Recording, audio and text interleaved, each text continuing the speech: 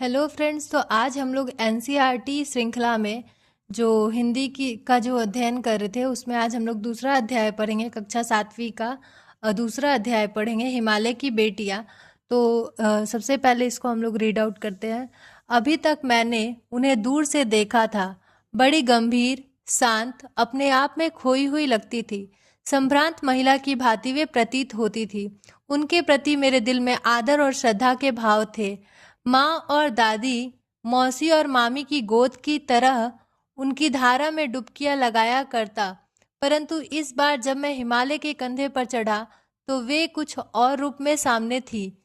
मैं हैरान था कि यही दुबली पतली गंगा, यही यमुना, यही सतलुज समतल मैदानों में उतरकर विशाल कैसे हो जाती है। इनका उछलना और कूदना, खिलखिलाकर लगातार हंसते जाना, इनकी यह भाव भंगी, इनका यह उल्लास कहाँ गायब हो जाता है मैदान में जाकर। किसी लड़की को जब मैं देखता हूँ, किसी कली पर जब मेरा ध्यान अटक जाता है, तब भी इतना कौतूहल और विस्मय नहीं होता जितना कि इन बेटियों की बाल लीला देखकर।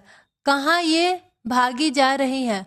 वह कौन लक्ष्य है जिसने इन्हें बेचैन कर रखा है?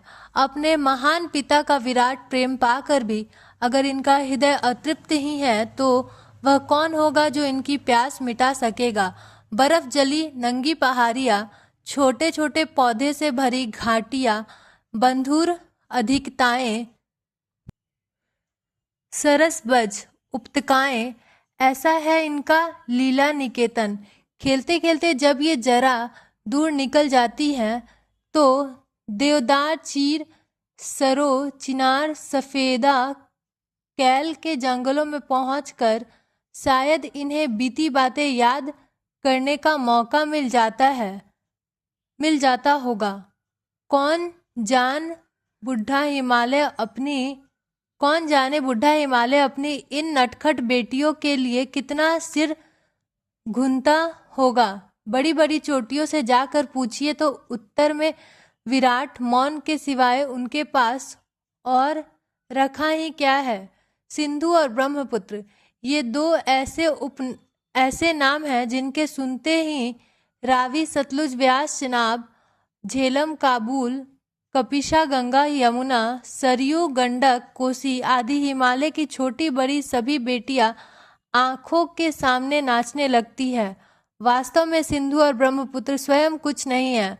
दयालु हिमालय के पिघले हुए दिल की एक एक बूंद न जाने कब से इकट्ठा होकर इन दो महानदों के रूप में समुद्र की ओर प्रवाहित होती रही है। कितना सौभाग्यशाली है वह समुद्र जिसे पर्वतराज हिमालय की इन दो बेटियों का हाथ पकड़ने का श्रेय मिला, जिन्होंने मैदानों में ही इन नदियों को देखा होगा। उनके ख्याल में शायद ही यह बात आ सके कि बूढ़े हिमालय की गोद में बच्चियां बनकर ये कैसे खेला करती है। माँ बाप की गोद में नंग धरंग होकर खेलने वाली इन बालिकाओं का रूप पहाड़ी आदमियों के लिए आकर्षक भले न हो, लेकिन मुझे तो ऐसा लुभावना प्रतीत हुआ वह रूप कि हिमालय को ससुर और समुद्र को उसका दामाद कहने में कुछ भी झिझक नहीं होती है। कालिदास के विरही यक्ष में अपने मेघदूत से कहा था, वेत्रवती नदी को प्रेम का प्रतिदान देते जाना, तुम्हारी वह प्रेयसी तुम्हें पाकर अवश्य ही प्रसन्न होगी।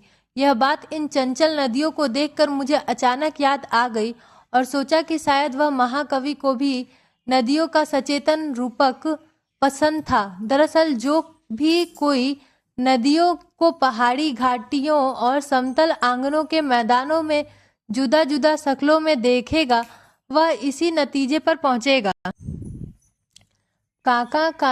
कालेकर ने नदियों को लोक माता कहा है, किंतु माता बनने से पहले यदि हम इन्हें बेटियों के रूप में देख ले तो क्या हर्ज है। और थोड़ा आगे चलिए, इन्हीं में अगर हम प्रेयसी की भावना करें तो कैसा रहेगा। ममता का एक और भी धागा है जिसे हम इसके साथ जोड़ सकते हैं। बहन का स्थान कितने कवियों ने इन नदियों को दिया है। एक दिन मेरी भी ऐसी भावना हुई थी, तो लिड की बात है मन उचट गया था। तबीयत ढीली थी, सतलज के किनारे जाकर बैठ गया। दोपहर का समय था, फिर पैर लटका दिए पानी में। थोड़ी ही देर में उस प्रगतिशील जल ने असर डाला, तन और मन ताजा हो गया। तो लगा मैं गुनगुनाने, जय हो सतलज बहन तुम्हारी, लीला अचरज बहन तुम्हारी, हुआ मुदित मन हठा खुमारी, जाऊं मैं तुम पर बलिहारी। तुम बेटी यह बाप हिमालय, चिंतित पर चुपचाप हिमालय। प्रकृति नटी के चरित्र पट पर अनुपम अद्भुत छाप हिमालय। जय हो सतलुज बहन तुम्हारी। ये कवि जो है वो सतलुज नदी के बारे में, सतलुज नदी को बहन मानकर कुछ लाइन, उन्हें कविता की कुछ लाइन लिखते हैं। तो यही था इस अध्याय में। धन्यवाद।